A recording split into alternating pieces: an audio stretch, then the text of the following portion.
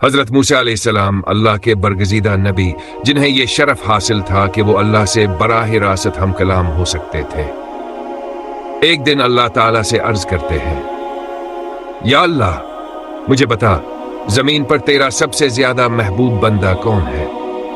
मैं इससे मिलना चाहता हूं ताकि इसकी जिंदगी के अमाल से सीख सकूं और तेरा कर्ब हासिल कर सकूं। अल्लाह ताला ने फरमाया, ए मूसा, मेरा सबसे महबूब बंदा एक कसाई है जो फलां शहर में रहता है, तुम चाहो तो इससे मुलाकात कर लो। ये जवाब मूसा अलैहिस्सलाम के लिए हैरत अंगेज था। आपने सोचा कि आखिर एक कसाई जो एक मामूली पेशा करता है कैसे अल्लाह का सबसे महबूब बंदा हो सकता है, लेकिन अल्लाह की बात पर यकीन रखते हुए आपने फौरन इस कसाई से मुलाकात का इरादा कर लिया। हज़रत मूसा अलैहिस्सलाम ने इस शहर की तरफ सफर शुरू किया जिसका जिक्र अल्लाह ने फरमाया था। कई दिनों के सफर के बाद आप इस शहर में पहुंचे और वहां के लोगों से पूछा, यहां एक कसाई रहता है जो अल्लाह का खास बंदा है, क्या आप लोग इसके बारे में जानते हैं? लोगों ने जवाब दिया, हाँ, वो बाजार में काम करता है, वो एक नीक, ईमानदार और खुश अखलाक आदमी है, लेकिन हमें नहीं मालूम कि वो अल्लाह का इतना खास बंदा कैसे बना। हजरत मूसा अलैहिस्सलाम बाजार गए और एक आदमी को देखा जो नहायत मोहब्बत और खलूस के साथ लोगों को गोश्त बेच रहा था। हर गाहक के साथ इसका बर्ताव नहायत इज्जत और शफकत पर मबनी था। हजरत मूसा अलैहिस्सलाम कसाई के करीब गए और कहा, अस्सलाम अलैकुम, ए शख्स, क्या मैं आज रात तुम्हारा मेहमान बन सकता हूं? कसाई ने हैरानी से जवाब दिया, वालेकुम अस्सलाम, आप मेरे मेहमान बनना चाहते हैं? मेरा घर बहुत मामूली और सादा है, लेकिन अगर आप इजाजत दें तो मैं अपनी इस्तिताअत के मुताबिक आपकी खिदमत करने की कोशिश करूंगा। हजरत मूसा अलैहिस्सलाम ने फरमाया, मैं तुम्हारे साथ वक्त गुजारना चाहता हूं और तुम्हारे अखलाक व अमाल को करीब से देखना चाहता हूं।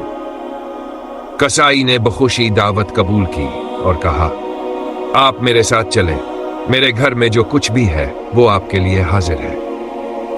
कसाई ने अपनी दुकान बंद की, कुछ गोश्त खरीदा और हजरत मूसा अलैहिस्सलाम को अपने साथ लेकर घर चला गया। रास्ते में मूसा अलैहिस्सलाम ने देखा कि वो हर एक के साथ शफकत से पेश आ रहा था, रास्ते में जरूरतमंदों की मदद कर रहा था और अपने चेहरे पर एक आजिजान हम सकराहट सजाए हुए था। घर पहुंचने के बाद कसाई ने मूसा अलैहिस्सलाम को बैठाया और खुद खाने की तैयारी में मसरूफ हो गया। मूसा अलैहिस्सलाम ने देखा कि कमरे के एक कोने में एक बड़ी टोकरी लटकी हुई है। आपके दिल में दिलचस्पी पैदा हुआ, कहा, इस टोकरी में क्या है? हजरत मूसा अलैहिस्सलाम ने पूछा, इस टोकरी में क्या है? कसाई ने जवाब दिया, ये मेरी माँ है जो बहुत ज़ईफ और बीमार है, वो चलने फिरने से कासिर हैं, इसलिए मैंने उनके आराम के लिए ये इंतजाम किया है। कसाई ने मां को नहायत मोहब्बत और एहतराम के साथ टोकरी से निकाला, उनके हाथ पांव धोए, उनका चेहरा साफ किया और उनके लिए साफ कपड़े बदले। इसके बाद वो मां को नहायत शफकत से खाना खिलाने लगा। खाने के दौरान कसाई हर नवाले के बाद मां से पूछता, अम्मा, ये ठीक है, कुछ और चाहिए? मां ने मुस्कुराकर जवाब दिया, नहीं बेटा, ये बहुत अच्छा है, अल्लाह तुझे खुश रखे। जब खाना खत्म हुआ तो मां ने अपने बेटे के सर पर हाथ रखा और दुआ दी, ऐ अल्लाह, मेरे बेटे को जन्नत में मूसा अलैहिस्सलाम का पड़ोसी बना। ये दुआ सुनकर हजरत मूसा अलैहिस्सलाम हैरत ज़दा हो गए। उन्होंने कसाई से कहा, तुम्हारी मां तुम्हें यह दुआ क्यों देती है? कसाई ने आजिज़ी से जवाब दिया, मैं अपनी मां की खिदमत दिलो जान से करता हूं क्योंकि वो मेरी सब कुछ है। उनकी खुशी ही मेरी जिंदगी का मकसद है और उनकी दुआएं मेरे लिए सबसे बड़ा इनाम है। हजरत मूसा अलैहिस्सलाम ने फरमाया, मैं वही मूसा हूं जिसका जिक्र तुम्हारी मां की दुआ में होता है।